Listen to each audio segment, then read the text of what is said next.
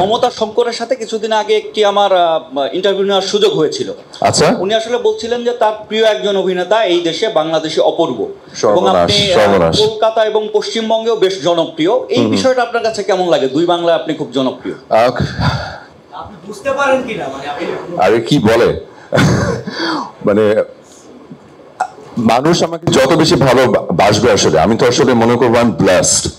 তো আমি এটাই মনে করি প্রতিনিয়ত, আসলে এটাই ভাবি যে আসলে এত মানুষের ভালোবাসা পাই, আসলে আমি এত ভালোবাসা পাওয়ার আসলে যোগ্য কিনা। আমি আসলে অনেক ভাবি যে আমি মানে অনেক লাকি আসলে, এবং উপরওয়ালার কাছে আমি অনেক কৃতজ্ঞ যে আমি জানি না আমি কি করি, আমি জানি না, আমি চেষ্টা করি, আমি ভালো থাকার চেষ্টা করি, ভালো কাজ উপর দেওয়ার চেষ্টা করি, সবসময় ভালো কিছু করারই চেষ্টা করি। অনেক সময় ভুল ত্রুটি হয়ে যায়, অনেক সময় মানুষ তো আসলে কোনো মানুষই ভুলের ঊর্ধ্বে না, কোনো মানুষই পারফেক্ট না, কিন্তু তারপরেও যে এত এত মানুষের ভালোবাসা পাই, এটাতে আমি সবসময় আনন্দিত থাকি, এবং এটা আমার সব থেকে বড় শক্তি।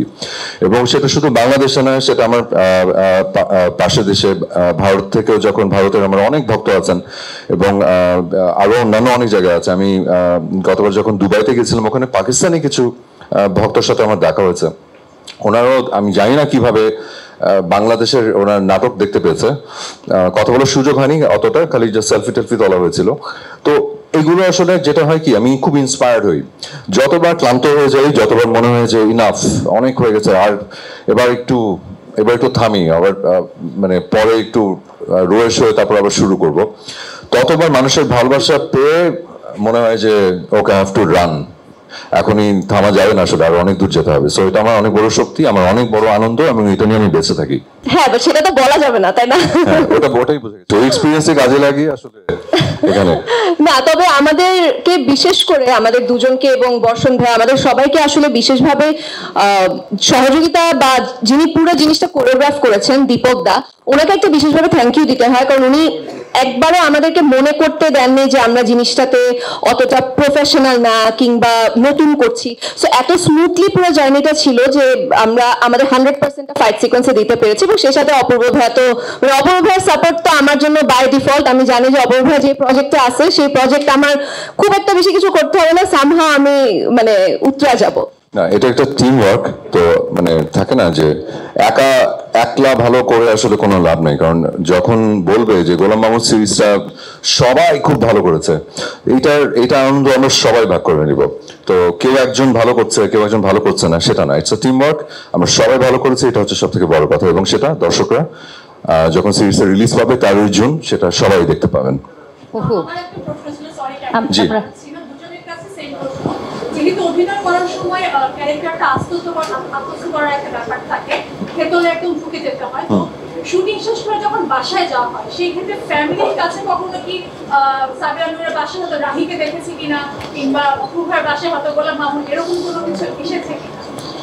আচ্ছা, আমি যখন বাসায় যেতাম, আমার যেহেতু লুকটা চেঞ্জ করা হয়েছিল, আমি আসলে কি বলবো, এটা শুট করার আগে থেকেই আরো প্রায়, আমি এবার ঈদে আসলে এই প্রজেক্টটা করার জন্য আসলে কোনো কাজ করিনি, তো শুট করার আগে থেকেই আসলে মানে যতবারই আয়নার সামনে দাঁড়াতাম, ততবারই আসলে মানে মনে হচ্ছে যে গোলাম মামুনই দাঁড়িয়ে আছে। সো আমার হাঁটা চলা সবকিছু, সো আয়নায় প্রতিনিয়ত আমি সে গোলাম মামুনকেই দেখতাম, এবং গোলাম মামুন শেষ করার পরে প্রথম যে কাজটা করেছে সেটা দাড়ি কেটে ফেলেছে, যাতে একটু অপূর্ব দেখতে পাই। তো অনেকদিন ধরে গোলাম মামুনের সাথে ছিলাম, এবার একটু গোলাম মামুন থেকে বের হয়ে একটু অপূর্বকে দেখতে চেয়েছিলাম হচ্ছে আয়নাতে। তো এটা হয়।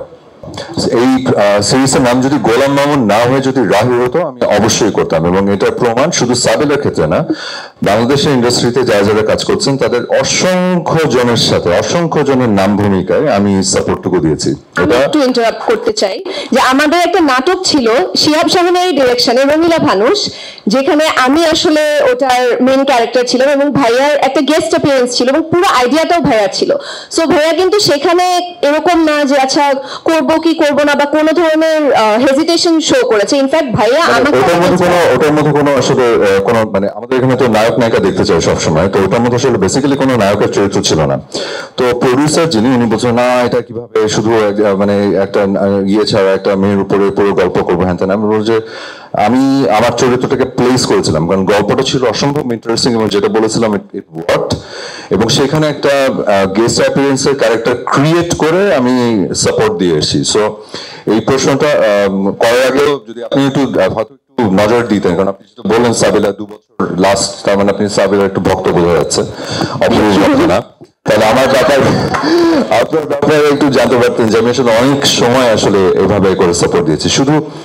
শুধু যে ফিমেল কোস্টারদের ব্যাপারে সাপোর্ট দিয়েছি তা না, আমি অনেক মেল আমার কোস্টারদের সাথে, আমার প্যারালাল অনেক অভিনেতাদের সাথে আমি কাঁধে কাঁধ মিলিয়ে কাজ করেছি অনেক সময় তাদের, এবং কি বলবো অন্যদের পুরো লিড রোল আমি ছোট্ট একটা স্পেশাল ক্যারেক্টার করে আমি এখান থেকে চলে গেছি। এরকম অনেক অসংখ্য উদাহরণ আছে।